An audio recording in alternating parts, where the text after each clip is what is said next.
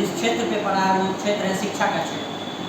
2 वर्षों के दौरान 1-2 महीनाओं को छोड़ दिया जाए तो ज़्यादातर समय स्कूल जो है, शिक्षक संस्थान जो है वो बंद पड़ी।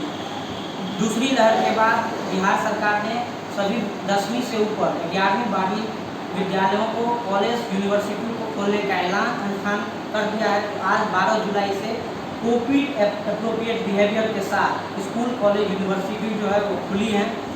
आज हम मौजूद हैं रीजनल सेकेंडरी स्कूल और हमारे साथ बातचीत करने के लिए प्रिंसिपल प्रधानाध्यापक मनोज झा हैं और जानने की कोशिश करेंगे कि पिछले 1 से 2 वर्षों के दौरान शिक्षा के क्षेत्र में एक प्रधानाध्यापक होने के नाते किन चुनौतियों से जूझना पड़ा है, कोरोना की दूसरी लहर के बाद कितना असर शिक्षक और शिक्षण संस्थानों पर पड़ा है, आने वाले समय में कोरोना की तीसरी लहर की संभावना है, इससे कैसे स्कूल प्रधानाध्यापक के हैसियत से आप किस तरह पार पाएंगे। इन्हीं सब मुद्दों पर बातचीत करने के लिए हमारे साथ रीजनल सेकेंडरी स्कूल के प्रधानाध्यापक मनोज झा हैं। सर, पिछले 98 रोज के बाद अभी आज से स्कूल खुली है, स्कूल प्रबंधक होने के नाते स्कूल चलाने में कितनी कठिनाइयाँ हो रही हैं, ऑनलाइन माध्यम से क्लास जो है वो आयोजित हो रही है, तो ऑनलाइन और ऑफलाइन में वो माहौल नहीं है, तो स्कूल किस तरह से कार्य कर रही है।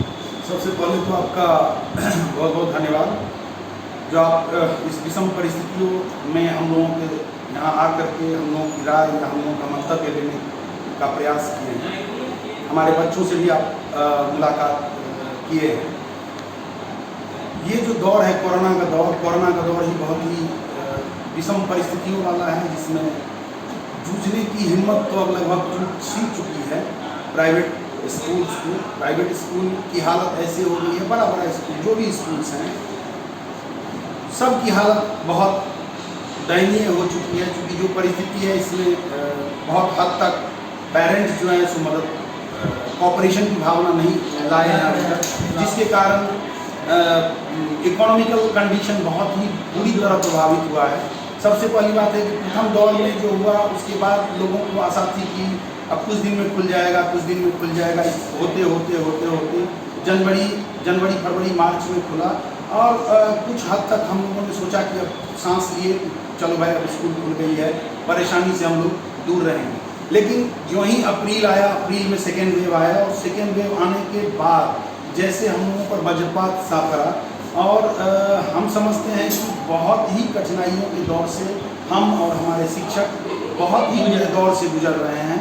जहाँ तक क्लास की बात है तो हम लोग अपना ऑनलाइन क्लास स्कूल ऐप के माध्यम से सुचारू रूप से रखे हुए हैं।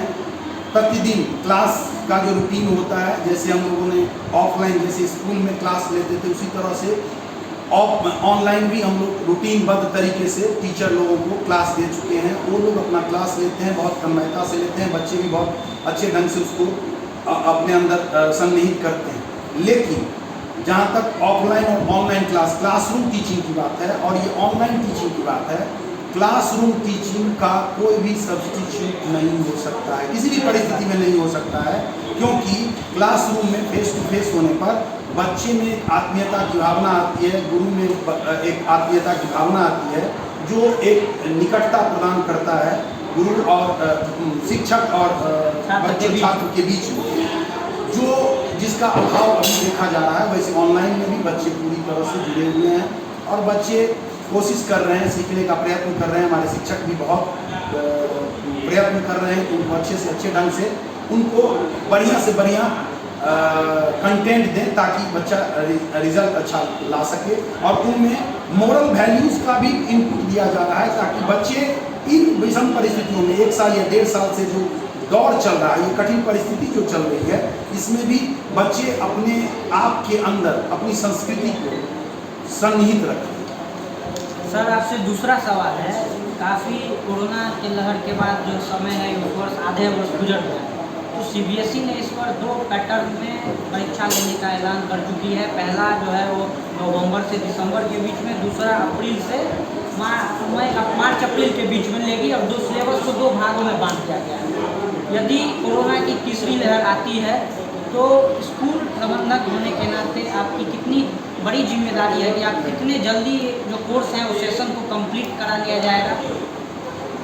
जैसा कि सीबीएसई के द्वारा अभी कहा गया है, उसके बारे में अभी जस्ट एक हम लोगों को सर्कुलर आया हुआ है, लेकिन डिस्ट्रीब्यूशन ऑफ सिलेबस के बारे में अभी तक हम लोगों को इसी महीना में अभी तक जो सुन पा रहे हैं कि आएगा। और फिर हम लोग अभी से लग चुके हैं, शिक्षकों को हम लोगों ने बुलाया, शिक्षकों से बातचीत कर रहे हैं, कैसे हम लोग को डिस्ट्रीब्यूट कर रहे हैं। हम लोग नवंबर दिसंबर का इंतजार नहीं करेंगे, चूँकि 6 महीने का अगर सिलेबस होगा, 6 महीने का आधा आधा जब बांटा जाएगा तो 6 महीने का सिलेबस होगा, तो ये सितंबर तक पूरा हो जाना चाहिए, तब नवंबर दिसंबर में उसका एग्ज़ाम होगा। जिस तरह से हम लोगों को कहा जाएगा सीबीएसई की तरफ से हम लोग करेंगे, और फिर हम लोग कोशिश करेंगे कि पहले ही उसका सिलेबस सितंबर तक उसका सिलेबस पूरा हो जाए, ताकि वो एग्ज़ाम ठीक से बच्चे दे सकें। और फिर मार्च में जो एग्ज़ाम होगा उसका सिलेबस, चूँकि जैसा कि सीबीएसई ने कहा है कि नवंबर दिसंबर का एग्ज़ाम होगा, तो मात्र 3 महीना बचता है, 2 ही महीने का पढ़ाई अगर ऑनलाइन होता है तो फिर सिलेबस कंप्लीट करने में परेशानी हो सकती है। तो हम लोग कोशिश करेंगे कि सितंबर तक 6 महीने का सिलेबस जो होगा उसको कंप्लीट करें, और बाकी जो 6 महीने का सिलेबस है वो हम लोग फरवरी तक कंप्लीट करेंगे, ताकि फिर लास्ट में मार्च तक एग्जामिनेशन दे सकें। आखिरी सवाल है सर, स्कूल चलाने के लिए वित्तीय की बहुत बड़ी ज़रूरत होती है, पैसे की बहुत ज़रूरी होती है। पिछले 2 वर्षों के दौरान जो आर्थिक स्थिति है प्राइवेट स्कूल को चरमरा गई है, तो ऐसा नहीं लगता है कि सरकार को कोई मदद करनी चाहिए, सरकार की तरफ से कोई पैकेज प्राइवेट स्कूल और प्राइवेट स्कूल एसोसिएशनों के लिए ऐसा कोई योजना चलाना चाहिए जिससे उनकी भरपाई कुछ हद तक हो सके? देखिए, ये मेरा अपना पर्सनल व्यू है। वैसे मन में तो सबके है, हम जो परिस्थिति देख रहे हैं प्राइवेट स्कूल के शिक्षकों की, दर दर की ठोकरें खा रहे हैं। वैसे हमारे यहाँ जितने भी शिक्षक हैं, हम लोगों ने किसी को भी अपने से अलग नहीं किया, अपने अंदर समाहित रखा, और हम अगर एक रोटी खाए तो उनको भी एक रोटी खिलाने का प्रयत्न किए। यही हम लोगों की जवाबदेही भी थी और हम लोगों ने किया भी है, अभी तक करते आ रहे हैं। जहाँ तक बात है सरकार के दायित्व की, तो सरकार को ये दायित्व का निर्वहन करना चाहिए था। सरकार भी इस तरफ देखना चाहिए, कहीं ना कहीं ये त्रुटि है, क्योंकि ये इसमें बहुत सारे शिक्षक हैं जो जुड़े हुए हैं। सरकारी स्कूल के शिक्षकों को उनका जो मानदेय है वो मिल रहा है, लेकिन जो प्राइवेट स्कूल के शिक्षक हैं उनको जो बढ़िया मैनेजमेंट होगा, या जो मैनेजमेंट ये सोचता होगा कि हमारे शिक्षक रहें, उनके यहाँ तो ठीक है, फिर भी रोटी खा रहे होंगे उनके बच्चे भी, टीचर के बच्चे भी। लेकिन जिनके यहाँ उनको निकाल दिया गया है होगा या नहीं रहे होंगे वहाँ, तो फिर ये शिक्षक क्या करते होंगे? उनकी जवाबदेही सरकार को लेनी चाहिए थी। हम तो समझते हैं कि अगर 20% भी पैसा सरकारी स्कूल के शिक्षक का काट के अगर प्राइवेट स्कूल के शिक्षकों में बांट दिया जाता तो कोई भी परेशानी नहीं होती। ये मेरा अपना पर्सनल व्यू है, मैं ये अपने पर्सनल राय के तहत ये मैं कह रहा हूँ, व्यक्तिगत निजी राय। तो विद्यार्थी या छात्र छात्राएँ अभी सुन रहे हैं, जो बाद में सुनेंगे वो अब, या अभिभावकगण, उनके लिए क्या संदेश रीजनल सेकेंडरी स्कूल के तरफ से? रीजनल सेकेंडरी स्कूल की तरफ से मैं अपने स्कूल परिवार की तरफ से बच्चों को ये संदेश देना चाहूँगा कि कितनी भी परिस्थिति विपरीत हो, कोई भी कठिनाई आए, लेकिन अपने पथ से विचलित नहीं होना है, हमेशा अपने पथ पर अग्रसर होना है, पढ़ाई के प्रति अपने आप को पूरी तरह से झोंक देना है, अपने संस्कार को अपने अंदर सन्निहित रखना है। किसी भी परिस्थिति में अपने परिवार, अपने माता पिता, अपने बड़ों बुजुर्गों, अपने शिक्षकों का हमेशा सम्मान करना सीखना ही होगा, रहना ही चाहिए। यही मैं उनको एक बात कहूँगा अपने तरफ से, अपने विद्यालय की तरफ से, कि बच्चे हमेशा खुश रहें। जो परिस्थिति है उसमें एकांगी जीवन हो गया है सभी का, लेकिन फिर भी जो परिस्थितियों से जूझता है वही बहादुर कहलाता है। और मैं अपने अभिभावकों से अपील करूंगा कि वो अपने बच्चों पर कृपया पूरी तरह से ध्यान दें, और हम विद्यालयों की तरफ भी, हम शिक्षकों की तरफ भी उनकी जवाबदेही है, उन्हें ध्यान देना चाहिए। जो इस परिस्थिति में है, जिनको सरकारी नौकरी है, या जो इस परिस्थिति में है कि वो दे सकते हैं, उनको आकर के अपना बच्चे का शुल्क जरूर जमा करना चाहिए। धन्यवाद।